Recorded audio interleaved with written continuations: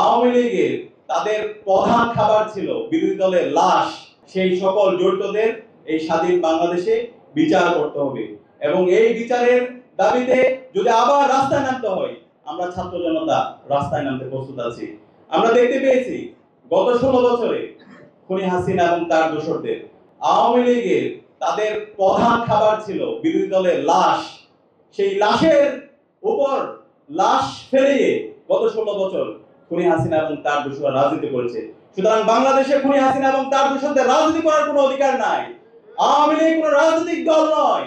আওয়ামী লীগ একটি সন্ত্রাসী সংগঠন।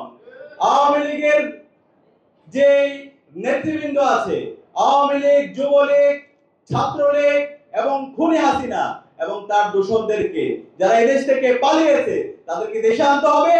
দেশে এনে দৃষ্টান্তমূলক বিচারের আওতায় নিয়ে এসে তাদের প্রত্যেককে ফাঁসি দিতে হবে। এতে দেশের আপামর ছাত্র জনতার গণদাবি।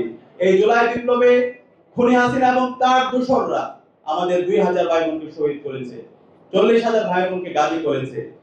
এই জুলাই বিপ্লবে যে গণহত্যা এবং শিশু হত্যা সংঘটিত হয়েছে, এই প্রত্যেকটা হত্যাকাণ্ডের বিচার এই স্বাধীন বাংলাদেশে হতে হবে। আজকের 28 অক্টোবরের যে আলোচনা সভা, সেই আলোচনা সভা থেকে আমাদের প্রধান দাবি হচ্ছে এই খুনি হাসিনাকে এই দেশে নিয়ে আসতে হবে এবং এই দেশে নিয়ে এসে তার দৃষ্টান্তমূলক বিচারের আওতায় নিয়ে আসতে হবে। আমরা ইসলামী ছাত্র শিবিরের পক্ষ থেকে এদেশের মুক্তিকামী ছাত্র জনতাকে সাথে নিয়ে আবার যদি রাস্তায় নামতে হয়, সেই রাস্তা নামার জন্য আমরা প্রস্তুত আছি।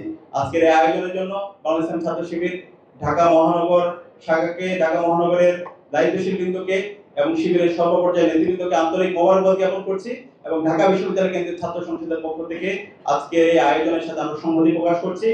আমাদেরও আজকে ঢাকা বিশ্ববিদ্যালয় কেন্দ্রীয় ছাত্র সংসদের আয়োজন আছে, সেই আয়োজনে সবাইকে আমন্ত্রণ জানিয়ে আমি আমার কথা এখানে শেষ করছি। আসসালামু আলাইকুম।